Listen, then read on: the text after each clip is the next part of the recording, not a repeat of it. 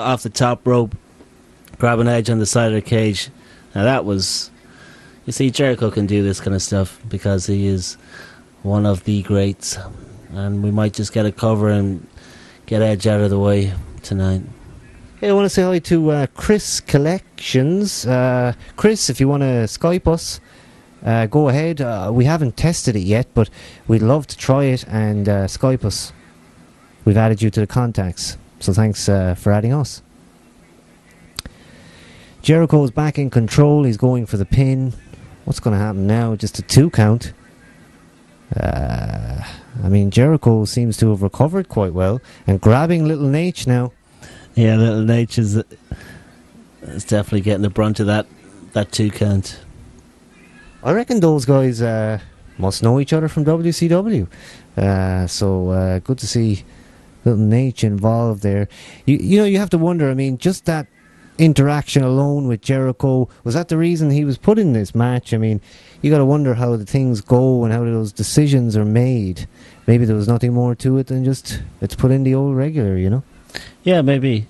I think Little Nate's new hair dye looks pretty good. Kind of a lighter shade of blonde. Do you think Little Nate was pissed off about the Ric Flair retirement angle? I would imagine he was, without doubt. Yeah, even these chair shots aren't really... Not one has connected. Not one chair shot. No. Why are they doing Extreme Rules when this is all it's going to be? But yeah, I suppose anything that pushes the boundary even a little bit these days on that PG product is always welcome. I think this kind of upper card is delivering at least, though. I mean, I'm comparing it to the earlier matches. I mean, that's not much to go on. Yeah, nice move out of Jericho there. Edge whipped into the turnbuckle and Jericho just went straight for the top of the cage. But he's getting pulled back in, unfortunately. How much time have we left now? I think it's around about 40 minutes or so on the pay-per-view. I expect it would probably close probably 10 minutes before the next hour. And again, Edge with a perfect opportunity to escape that cage. He's not taking it. He's coming back down off the ropes, shaking his head. Revenge angle all the way. Yeah, I think I can sense the triple S. The spear. Although Edge is now letting Jericho try to exit the cage. This is a really slow non-event. Yeah, it's a slow non-event, and I've started to sort of ignore it because I'm just waiting for that finish now. I mean, it's on the upper card. It's supposed to go a bit longer, but I think a lot of the matches were quite long actually tonight. I'm not sure. Maybe it's because I have to talk through them. I think that probably adds a bit of time to them. But this seems to be going on for a long time. But I suppose if you're going to roll out the cage, you've got to showcase it. Yeah, even the commentary team seem bored, I know. Lawler's pretty quiet here tonight. Very quiet indeed. Hopefully try to make it a little bit more interesting than Michael Cole, if it's any way possible. Edge is after connecting with a full-on spear in for the pin, and he's after taking it, which I cannot believe. Here we go. So Edge becomes the number 1 contender for the World Heavyweight Championship. Now, this is just going to suck, really, because Edge and Swagger, why in God's name would you put the two of them in a program? It's just going to suck. Let's just see how this finished up. So Edge takes the door of the cage to Jericho's knee. The left leg of Jericho in a bit of trouble. Jericho off balance and Edge connects with his spear for the win. Yeah, this was a bit of a non-event for a steel cage match at an Extreme Rules pay-per-view.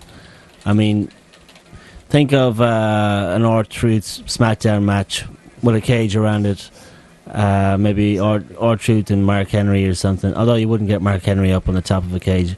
Maybe R-Truth and Funaki. And, it's probably that with a cage. And that probably would have been close to what we just witnessed. So it looks like Edge and Swagger going forward for the title. Worrying times for the WWE. I'm kind of expecting Cena to retain as well tonight. Although I wouldn't like him to, but I think it's going to happen because that's just the way it's going to go, I think.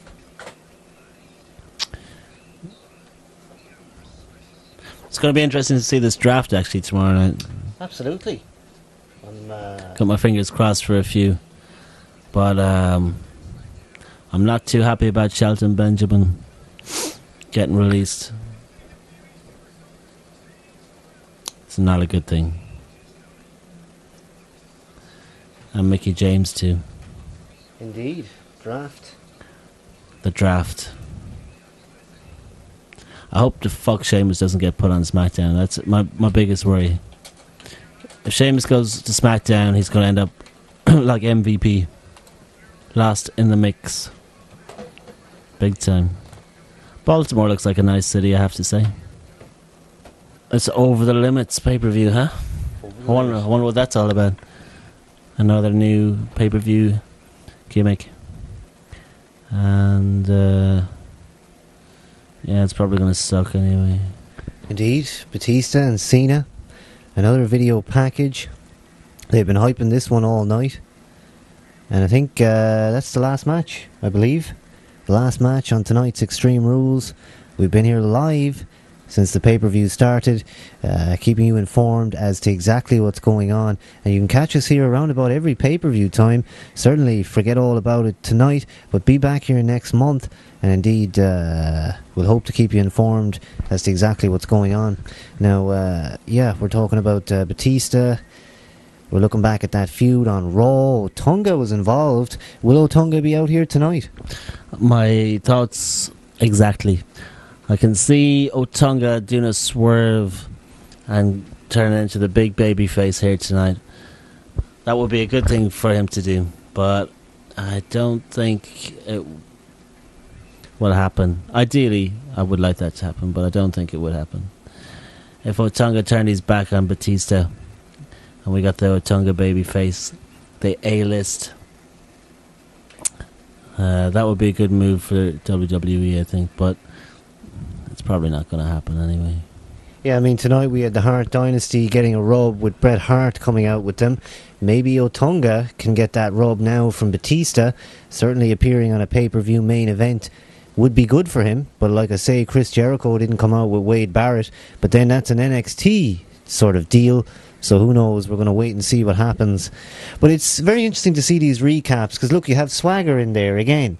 And it seems like all the guys at the moment, maybe it was that Raw show where the Raw guys were stuck in Ireland and they had to put Swagger in, but it's kind of messy. All these matches are running into each other. Yeah, well, it just happens like that sometimes when, and you'd wonder if it's just stupid creative with the way they write stuff, or if it's just WWE playing things safe, which is still comes back to creative. So you'd wonder really. But it's just safe.